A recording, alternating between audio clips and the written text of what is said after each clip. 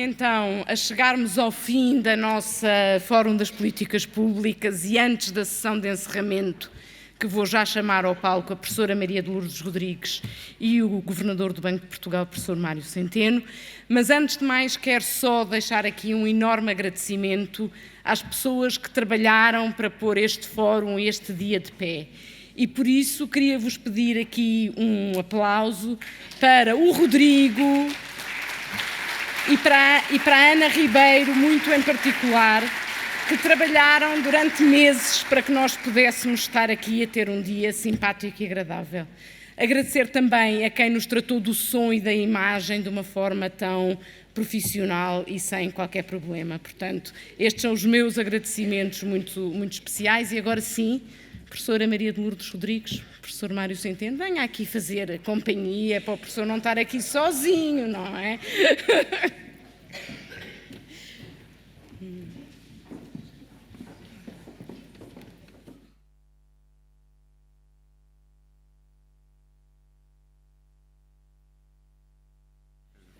Venho só fazer companhia, agradecer a presença de todos, foi um êxito este fórum.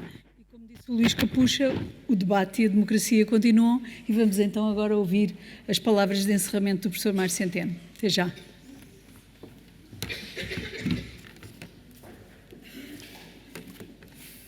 Muito obrigado pelo convite. Eu iria parafrasear o professor Luís Capucha, dizendo que não é apesar da democracia, é por causa da democracia que nós estamos aqui, porque se não fosse a democracia nós não estávamos aqui. E, portanto, é um grande orgulho estar aqui, enfim, uma honra poder falar com cravos vermelhos à frente. O meu desafio é grande, apesar de tudo, e é grande porque do que eu vos venho aqui falar é sobre os últimos anos da economia portuguesa. É nesses últimos anos que nós baseamos os desafios e as oportunidades que temos, e muitas vezes, quando nós ouvimos falar dos últimos anos, parece que estamos a falar de uma ficção que não é, e digo isto com alguma pena, e o professor David Justino sabe o quão importante para mim são os números, os dados, a realidade em que sustentamos as nossas análises. E aquilo que, do ponto de vista do Banco de Portugal, com a informação que temos e com os dados com que lidamos, ainda hoje apresentámos novas previsões para os próximos 3 anos da economia portuguesa, onde revimos em alta e rever em alta a previsão para a economia portuguesa tem sido a nossa tarefa constante ao longo dos últimos tempos, porque a economia portuguesa, as empresas, as famílias, o Estado, têm conseguido nos últimos anos um nível de eficácia que eu imagino que possamos não estar habituados face ao passado e que, enfim, eu que tenho muitas reuniões, muitas vezes fora do país, ouço, enfim, não vou dizer inveja, mas quase inveja com que Portugal hoje é olhado e é considerado no contexto europeu. Isto é pelo sentido de estabilidade generalizado que a nossa sociedade e a nossa economia transmitem, que tem uma dimensão seguramente política, tem uma dimensão financeira e tem uma dimensão económica e social. E esse exemplo que hoje somos para a Europa parece que tem eco em quase todos os lugares, muitas vezes exceto aqui. E é essa um pouco a ficção que às vezes, me parece ouvir sobre a economia portuguesa. A verdade é que nós não conseguimos desenhar políticas monetária, económica, políticas sociais, se não tivermos um conhecimento muito profundo da realidade em que essas políticas vão atuar. E essa capacidade de analisar, de saber o que se está a passar em cada momento nas nossas vidas e na nossa economia é uma função também do Banco de Portugal, porque tem no seu mandato um papel de aconselhamento de políticas e a condução no Eurosistema da política monetária para a área do euro e, portanto, é aquilo que faz parte do nosso métier. A economia portuguesa cresce hoje e, previsivelmente, nos próximos 3 anos, é daí que vem a nossa previsão, acima do crescimento que reinou em Portugal durante muitos anos e muito próximo do potencial. Crescer próximo do potencial, que pela primeira vez neste século, todos os modelos que temos de estimação do produto potencial em Portugal, do crescimento do produto potencial, colocam-no acima de 2%, esse crescimento. É a primeira vez neste século que isso acontece. Crescer próximo do potencial, nas condições de aperto financeiro que hoje vivemos, com o maior aumento alguma vez registado nas taxas de juro em tão pouco tempo da política monetária. Num contexto em que a procura externa, dirigida à economia portuguesa, no último ano e nos próximos, é inferior à que se registava durante o programa de ajustamento económico e financeiro, muito inferior à que se registava antes da pandemia. Para uma economia pequena e aberta, em que mais de 50% do PIB são exportações, em que 3/4 da nossa procura externa vem da área do euro. Uma área do euro que há 1 ano e meio que não cresce. Estabilizada, estagnada, há 1 ano e meio.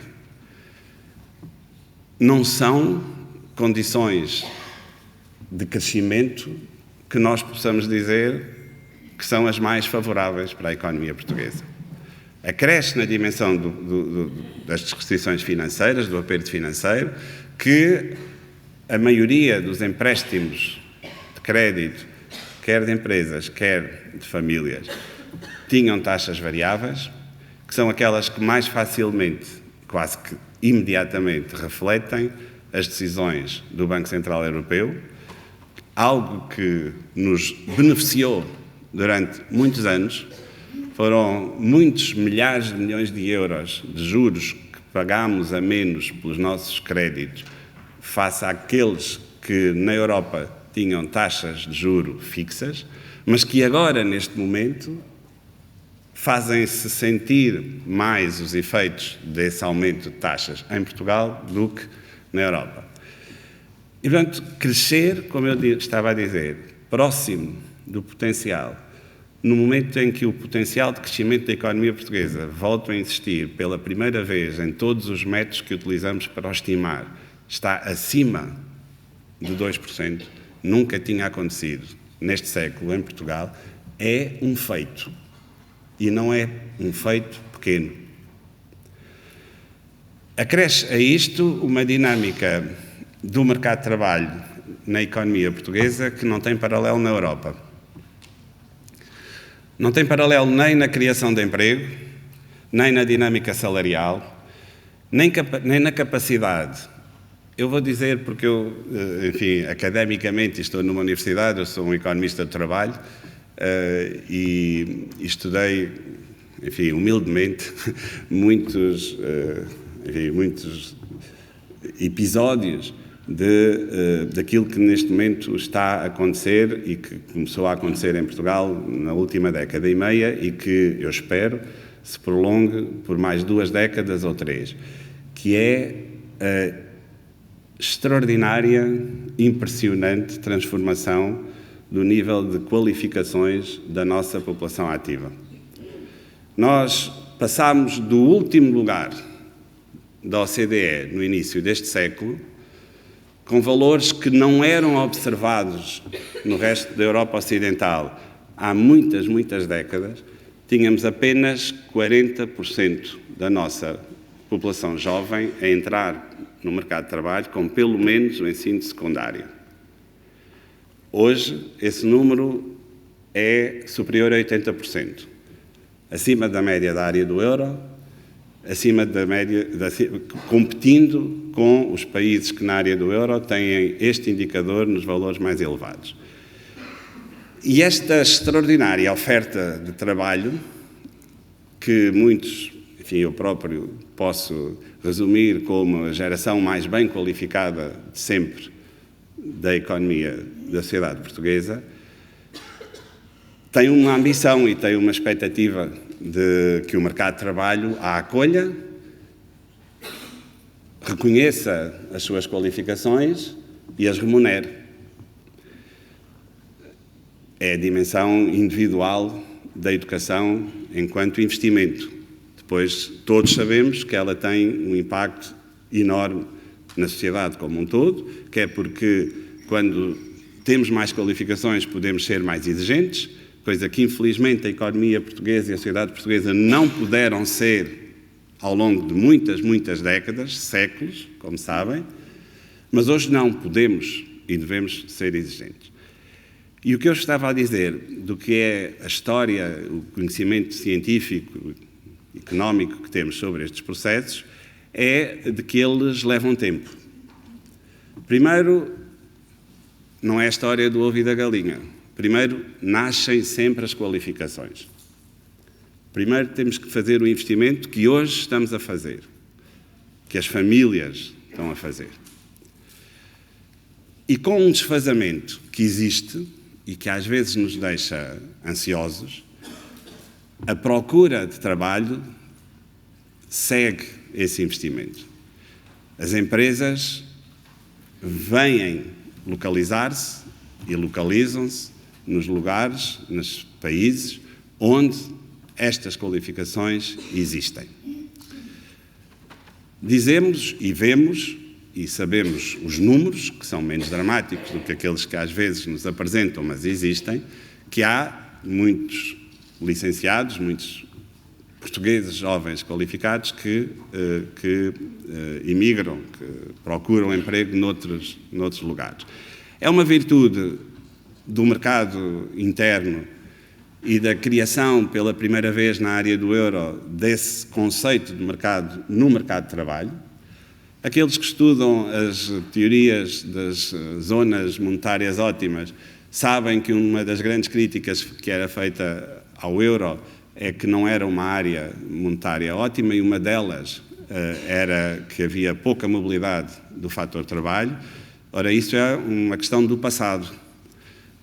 Recentemente, a área do euro tem níveis de mobilidade interna próximos, se não muitas vezes superiores, aos dos Estados Unidos. É o resultado da integração europeia, é o resultado de desafios que se colocam todos os dias a todos os países. A única coisa que não podemos fazer neste processo é parar aquela transformação que temos tido nas qualificações dos jovens. O resto do processo económico que leva à criação dos empregos compatíveis com essas qualificações, volto ao fio condutor da minha intervenção, levam tempo, mas existem e acontecem. E aconteceram em todos os países que passaram por esta transformação de qualificações académica. Não vou dizer que são dores de crescimento, mas são processos sobre os quais as sociedades passam A sociedade portuguesa chegou a este processo com muitas décadas de atraso. Muitas décadas de atraso. A última Prémio Nobel da Economia, que é a professora Cláudia Goldin, escreveu um livro que se intitula O século XX, o século da educação. Portugal passou ao lado desse século, seguramente não pelo esforço de dois ex-ministros da Educação que estão aqui comigo e que são muitos meus amigos, mas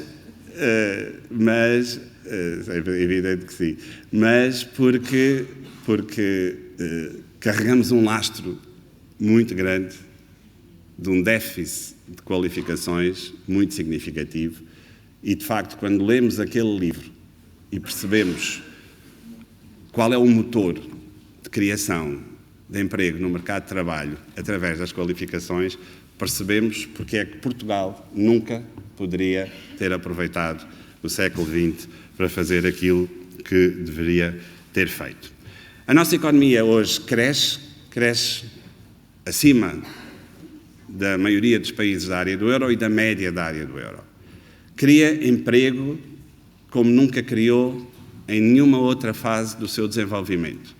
Nos últimos 10 anos, passámos de um mercado de trabalho que valia 4 milhões de empregos para um mercado de trabalho que vale 5 milhões de empregos. Mais 1 milhão de pessoas portuguesas a trabalhar em Portugal do que há 10 anos. Temos uma taxa de participação que sempre foi das mais altas da Europa, mas que continua a bater máximos. Quase 80% dos portugueses em idade ativa participa no mercado de trabalho. Há muito poucos países do mundo com este indicador de participação. Nada é mais importante do ponto de vista social do que a participação no mercado de trabalho. Portugal está no topo. E associado a tudo isto, temos criado rendimento, porque nos últimos 10 anos a massa salarial paga em Portugal aumentou 65%. A inflação nesse mesmo período foi 15%. Em termos reais, os salários pagos em Portugal aumentaram 50%. Nunca isto tinha acontecido no nosso país. Neste contexto de um ciclo económico longo, porque estamos a prolongar o ponto alto do ciclo económico, todos sabemos que as políticas têm que ser desenhadas para equilibrar as flutuações cíclicas. Por isso dizemos que as políticas devem ser contracíclicas. As políticas que cavam os ciclos e o tentam fazer nos momentos altos, acabam por ter que o fazer também nos momentos baixos do ciclo, e isso é tudo o que nós não queremos, porque isso foi tudo o que experimentámos em muitas décadas em Portugal. E, portanto, a política orçamental tem que ser focada, tal como fez na crise pandémica e na crise energética, a primeira vez que a política orçamental em Portugal teve instrumentos para responder a uma crise que foi simplesmente a maior crise de sempre que vivemos, e ela deve ser focada naquilo que nós designamos os mais vulneráveis, aqueles que necessitam da ajuda, do apoio em momentos de crise. E estou a falar tanto de empresas como de famílias. E o grande sucesso da economia portuguesa nos últimos anos é, se nós tivéssemos que escolher apenas uma variável, aquela que eu escolheria é a redução da dívida. A redução da dívida privada, que depois, mais tarde, foi acompanhada da redução da dívida pública. A dívida privada de famílias e empresas está a reduzir-se desde 2014, 2013, atingiu valores de 57% no caso das famílias, 82% no caso das empresas, depois de ter registado valores próximos de 100% do PIB, as famílias portuguesas chegaram a ter dívida igual a 100% do PIB. Em 2013-14, e as empresas superior a 130%. Estes valores hoje são inferiores aos da média da área do euro. A dívida pública em Portugal começou a cair em 2017 e hoje voltou a valores inferiores a 100%, em convergência também com a área do euro e colocando Portugal num patamar de capacidade de financiamento que não tínhamos há muito tempo. Porquê que isto é importante? Porque isto foi o que permitiu que os portugueses, as famílias, as empresas, tivessem respondido ao maior choque de taxa de juro que alguma vez foi desenhado e implementado nas nossas economias. Os 450 pontos base que os juros aumentaram em pouco mais de um ano e meio são uma vez e meia o teste de stress que nas análises que nós fazemos ao sistema bancário e às famílias implementamos. Um teste de stress feito por um Banco Central tem como objetivo ser um teste, mas causar stress. O que aconteceu no último ano e meio, 2 anos, foi muito mais do que o teste que nós fazemos nos nossos modelos. E apesar disso, quer famílias, quer empresas, quer o Estado, em Portugal, pela primeira vez, eu diria que fizeram aquilo que é esperado fazer nestes casos. Aumentou a poupança, diminuiu a dívida, já vinha a diminuir a dívida. Pela primeira vez em contexto de crise, a dívida privada cai em Portugal neste último ciclo de crise. Nunca antes tinha acontecido, nos últimos anos, na economia moderna, vou-lhe chamar assim, seguramente no período do euro, e essa evolução, esse comportamento, justificou, e é justificado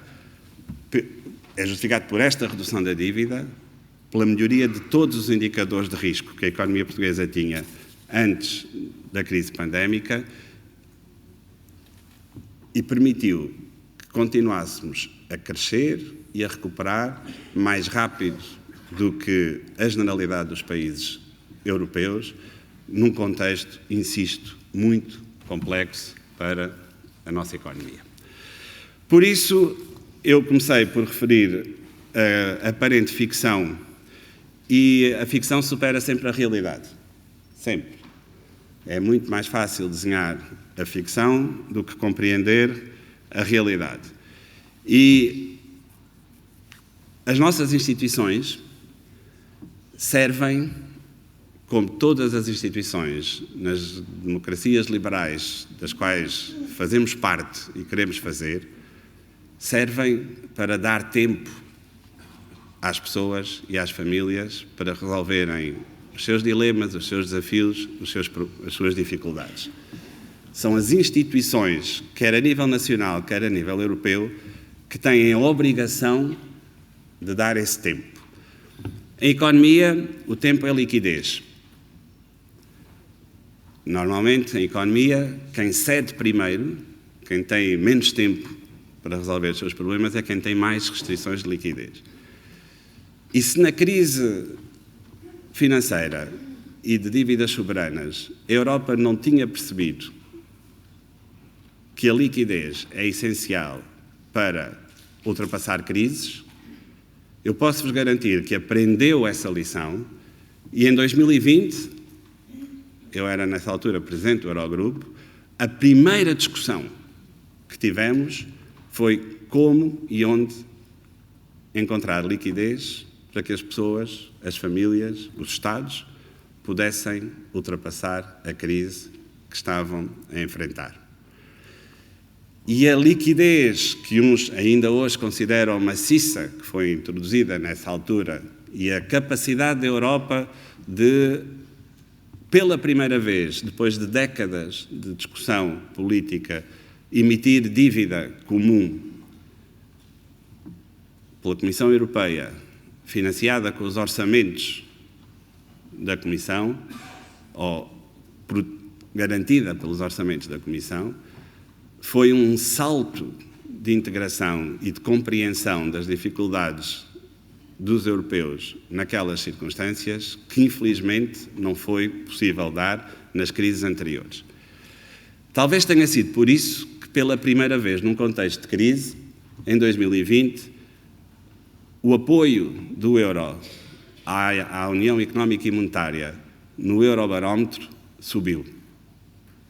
Sempre que havia uma crise, por mais pequena que ela fosse, a descrença na Europa aumentava, as apostas sobre a sobrevivência do euro floresciam e a Europa tremia. Não foi isso que aconteceu em 2020, o apoio subiu, a crise financeira foi evitada e a Europa pôde, e ainda hoje é, na minha opinião, o maior pilar de estabilidade de todas as grandes economias mundiais.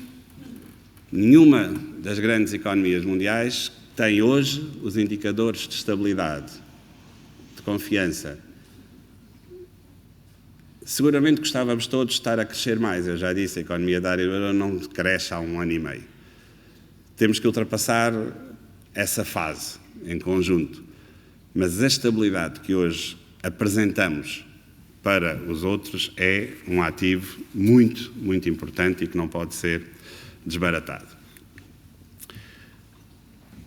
Eu já defini genericamente o que são os pilares do crescimento estrutural, que hoje é mais elevado, e já referi que pela primeira vez esse crescimento potencial é estimado em valores superiores a 2%.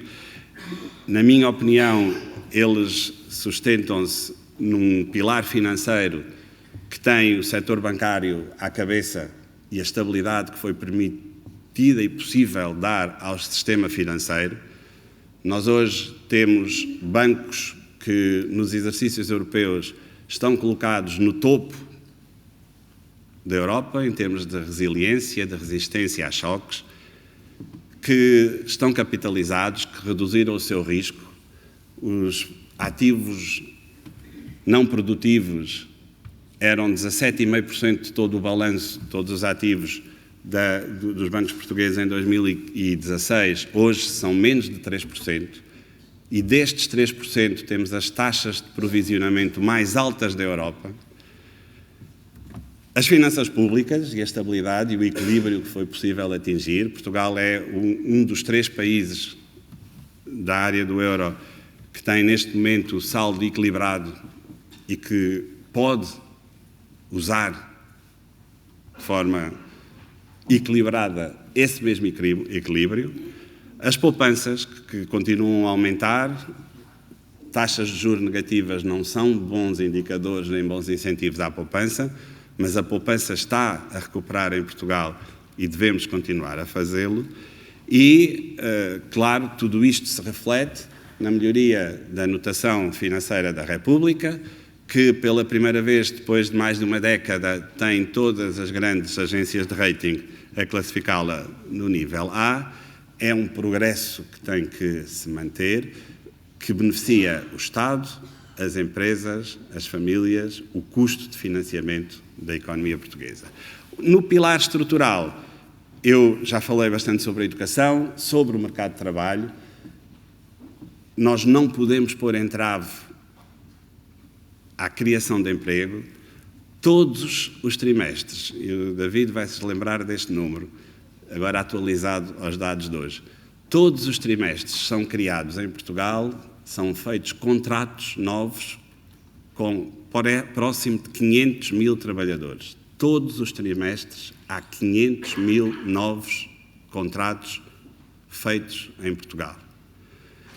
É um número muito significativo, é 28% superior ao que se registava em 2017, 28%. Ano de maior crescimento económico deste século. A economia portuguesa hoje cria novos empregos a um ritmo como nunca criou antes. Mas a maioria destes empregos são criados em setores que pagam salários acima da média. Não é verdade, porque os números desmentem-no, que o aumento do salário médio em Portugal seja especialmente justificado pelo aumento do salário mínimo. A composição do emprego em Portugal está a mudar. Insisto, eu tenho um gráfico que mostra isso, eu vou passar estes porque não tenho tempo, já estou aqui a gastar a vossa paciência demais. Este gráfico foi divulgado hoje no contexto do boletim económico do Banco e mostra algo que eu também já tenho vindo a apresentar noutros formatos, que os setores, as indústrias que são classificadas como tendo maior valor acrescentado, quer do ponto de vista tecnológico, quer do ponto de vista do conhecimento, sejam eles da indústria ou dos serviços, têm o maior contributo para a criação de emprego desde o início da pandemia. Esta é uma transformação que vem pouco nas notícias. A criação de emprego nunca aparece nas notícias. Simplesmente o que é refletido nas notícias é a destruição de emprego. Mas trimestre após trimestre, nos últimos anos, já há muitos anos em Portugal, o que prevalece é a criação de emprego. Por isso, temos hoje quase mais 1 milhão de empregos do que tínhamos há 10 anos.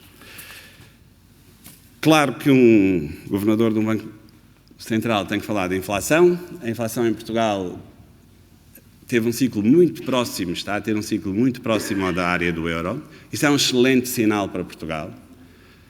Claro que podíamos ter evitado chegar a 10,6% de inflação em outubro de 2022. A recuperação do Covid, que foi melhor do que qualquer previsão feita em qualquer análise que eu tenha lido.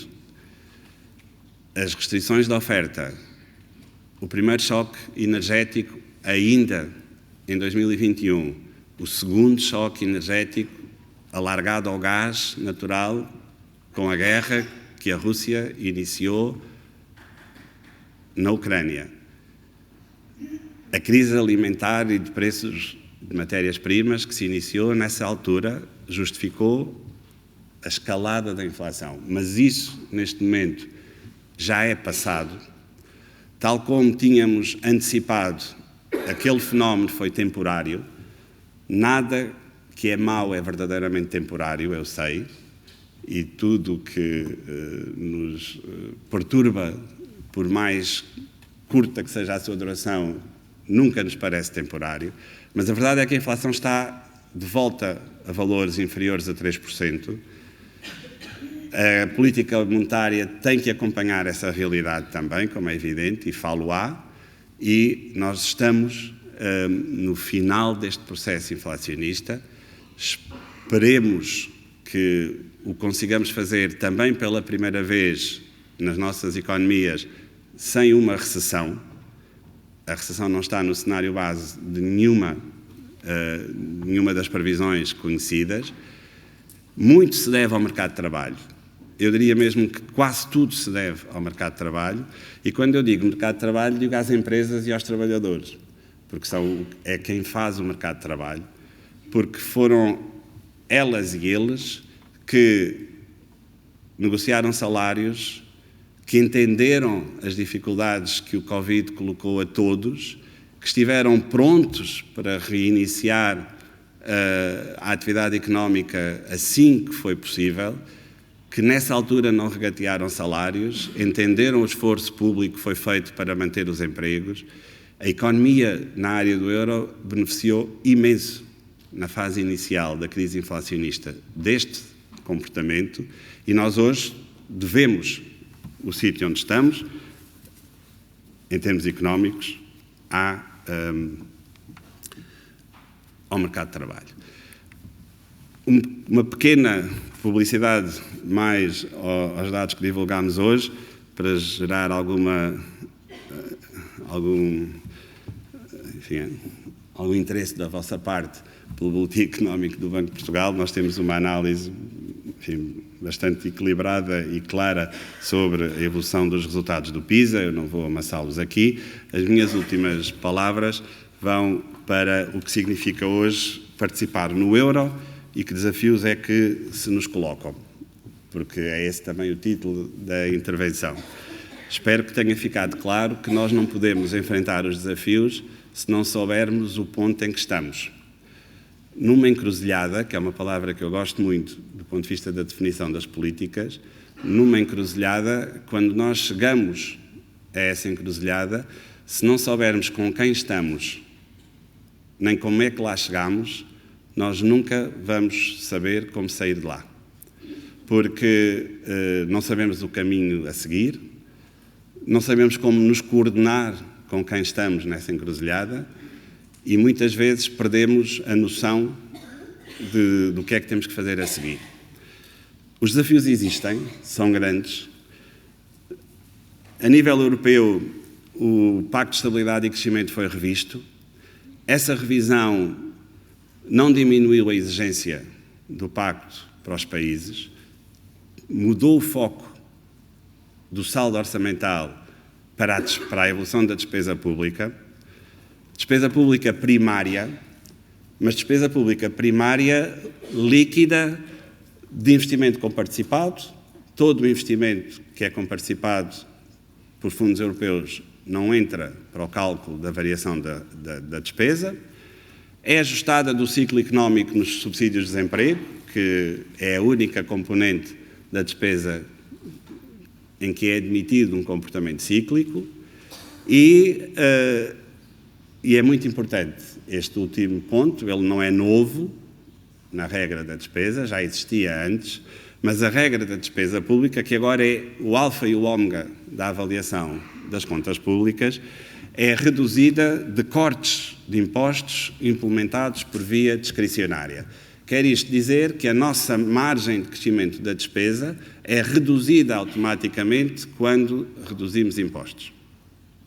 E, portanto, uma redução de impostos é equivalente a um aumento da despesa para o fim do objetivo da análise destas políticas.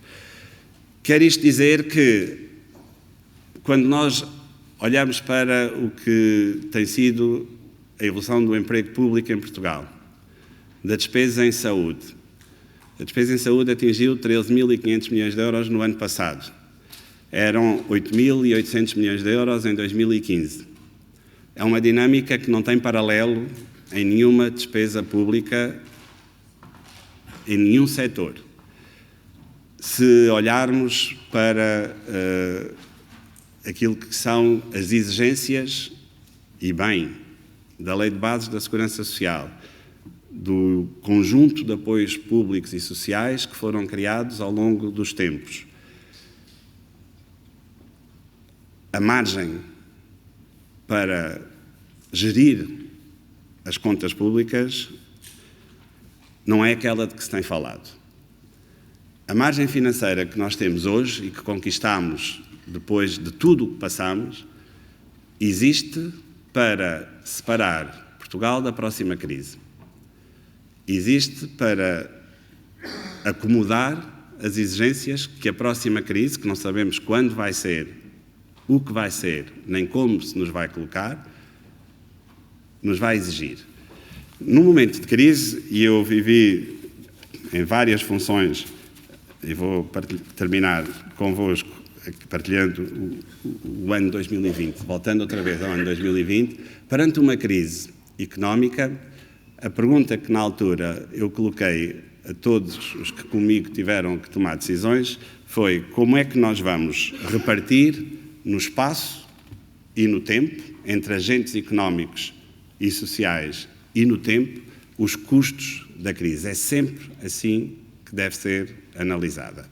A segunda pergunta deve ser se nós nos preparamos para a crise. Se a resposta for não, já é tarde. Foi o que aconteceu em Portugal inúmeras vezes. Inúmeras vezes. Nós, em 2019, estávamos naquilo que no Tratado de Estabilidade e Crescimento se define como o objetivo de médio prazo para as finanças públicas.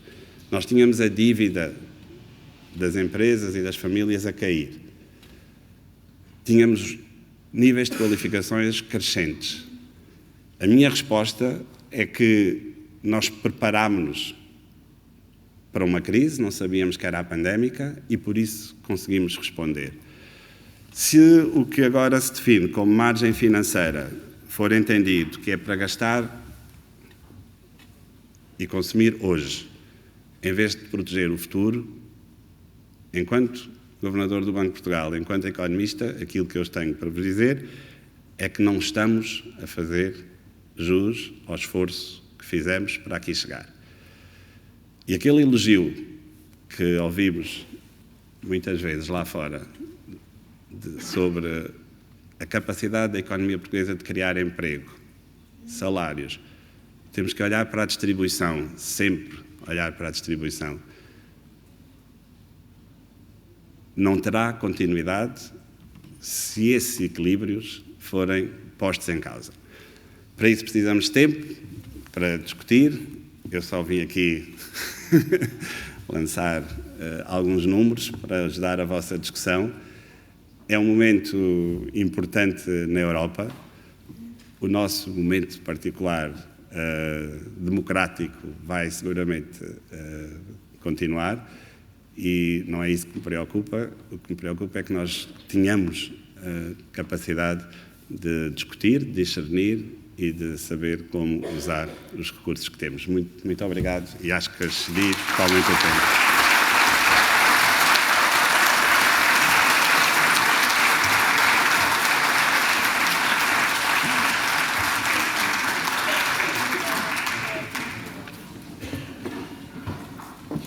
Obrigada a todos. Até para o ano.